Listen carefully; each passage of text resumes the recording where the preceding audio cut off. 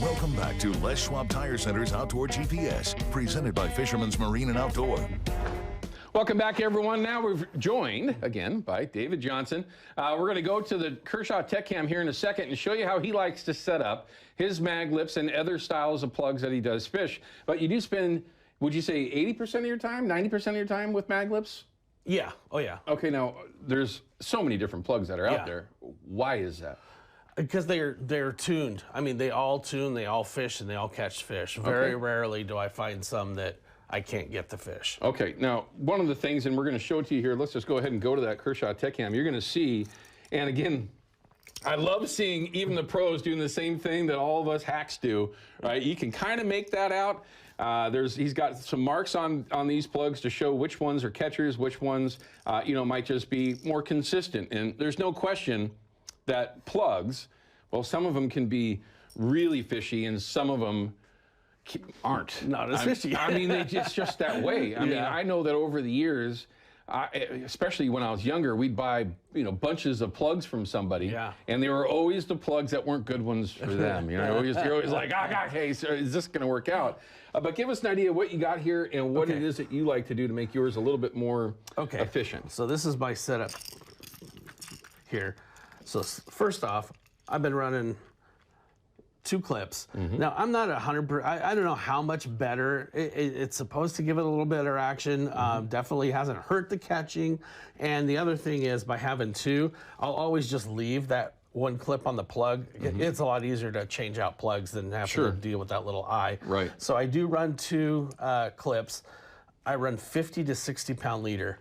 And by running 50 to 60 pound leader, if I get a chance to see the fish, if it's unclipped, I won't even put it in the net. Right. I'll just get it alongside the boat, grab that leader, wrap it around my hand, unhook the fish. Gotcha. Less damage to the fish, get them back on their way as quickly as we can.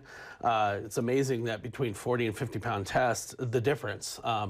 If you have 40 pound and it's wrapped around one of the treble hooks, it'll break off. Cut you right off. 50, just that little bit more thickness, get you by. No issues with getting bit. You don't have to worry about that. And if you do get hung up, most of the time you should be able to straighten the hooks. Yeah, you stretch that hook out and get your plug. Right. If they're going to bite that big piece of plastic, they don't care what kind of line is in front of it. Exactly. Gotcha.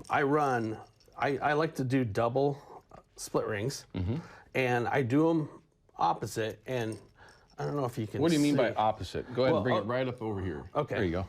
Move this stuff out of the way a little bit. So the way I like to hang it, you can see there's 2 prongs and 1 prong of your treble hook. Now 1 prong's welded on. I do those rings so that when it's hanging there, you have 2 points exposed to the fish. Towards the bottom. Instead of like this, where you have 2 at the belly. 2 at the belly and 1 exposed. Gotcha. You flip those rings around, and that way you're giving yourself a little more help. A little more help. So I do that on both of those so they hang like that. All right. I use number 1 on 4.5. 4.5 mag lip is the one I use the most. And if you want to change hooks, plugs, I just go up or down in size. Number 2 for a 4.0 mag lip, 1/0 for a 5.0. Here's a single hook setup. I'll use barrel swivel and big river hook there.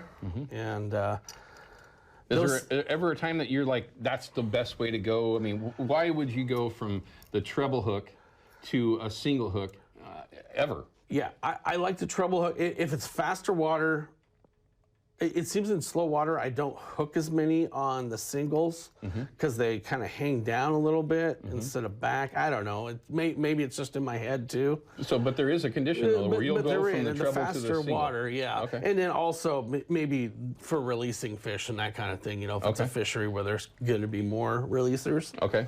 I got you. Because we've had this discussion here for years. I mean, what's better, Siwash?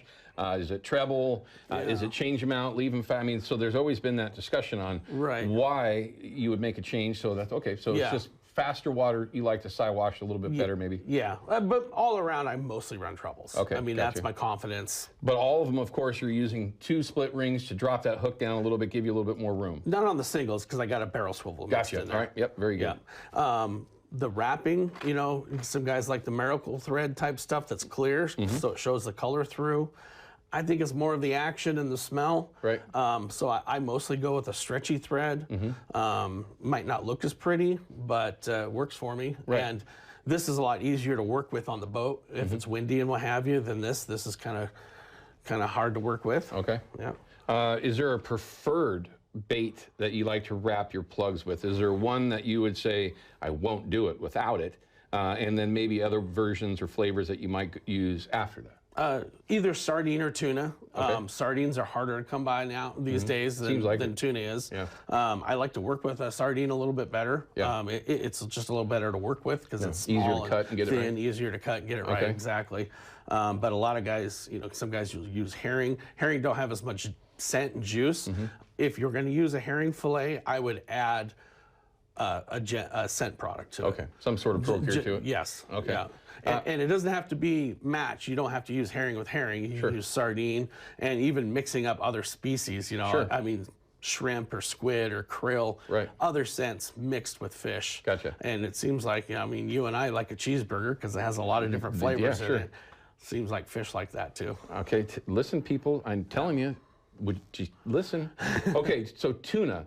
Do you like it right out of the can? Are you using tuna belly? Both? I use bellies. Okay. A lot of guys use the can too. Again, it's a little bit of a confidence thing. I mean, fresh. I always think, Mother Nature's best. I always like to use either sardine or tuna that's fresh first. If I fish it for a little while, then I'll add scent. I don't usually pre-scent them. I like to at least have it out there with some fresh scent first. So if somebody, say, that isn't like yourself, or maybe even myself, I'm lucky I have friends that chase tuna. You all know I'm not much of a saltwater fisherman. They have to end up buying it somewhere. Yeah. And you can buy tuna belly at Fisherman's. It's in their freezer right now. It's there. Get it now. Get there now. Okay, that was where I was going with this, because that's not going to last long. Right. Is that something that would you be comfortable with purchasing it? Yeah. Okay. Yeah. Because it is done right away. Yeah. I mean, if you understand it's how food that grade, process yeah. works over there for tuna, those tuna bellies are processed immediately as bait, so that it's there for a reason. Yeah. Everyone. Okay, so sardine, if you can get it, tuna belly. If you had to, tuna in a can will work. Maybe doctor it a little bit, or is that something that you don't even mess with? I mean, I don't do it. I mean, guys do doctor it up, Okay. for sure. just like you would with your stuffer baits. All right. And I'll doctor a little on my stuffer baits, but Right. Yeah. That'll be the next time I get you in. And I want to talk to you about what your theory is with those, with either super baits or spinning fish, something similar. Yeah. Because it is a completely different bait to use for springers, viable in all conditions too, by the way, everyone. Okay, so you're swapping your hooks out. You're keeping it size 1s for the 4.5s. You're upsizing or downsizing based on the size of the plug. Yep. 2 split rings, and then if you got the single Siwash with a barrel swivel and then the split ring. So not a lot of, something that you haven't seen before, but there's certainly a reason why one of the best out there does it. So it's certainly something to pay attention to, keep it in mind. And I love the trick too that you added with using 50 to 60 pound leader on your plugs. Again, if they're going to bite that big plug, they don't care about the leader, and you're taking care of the fish too. You're not putting them into a net. You got strong enough leader there where you can grab a hold of it and manipulate it. Although it does sometimes backfire on you.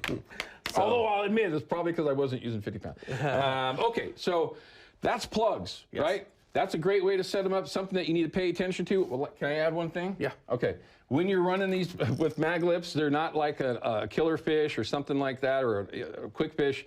Placement of your bait when you put it on here is extremely important. A lot of times we'll back that up on some of the other style of baits, killer fish in particular. Just make sure when you put that bait on there that you run it and make sure that you're getting the proper wiggle, right? Yeah. If you got it too far back, you'll notice the plug lay down and it will not have the same action. So make sure you keep that weight forward a little bit more so than you might be comfortable with. Jesus, those are sharp, man. There's another one. How about that tip? Keep your hooks sharp as can be. I just change them out. I change them out a lot, Okay. We're going to cut to a break. When we come back, I want to talk to him about herring. That's how 8 of 10 of us are going to start out, either on the Columbia or on the Willamette. It's going to be some sort of herring, trolling it in deeper water, trolling it along the bottom, bouncing it on shelves, different things that we like to do with herring for that early season bait. Unquestionably, at least to me, the #1 bait for early season spring Chinook. We're going to talk about that with David when we come back from this break. Don't go anywhere. Outdoor GPS is brought to you by Yakima Bait, steeped in tradition, innovation, and fishing success. And by Procure Bait Sense, ruthlessly effective.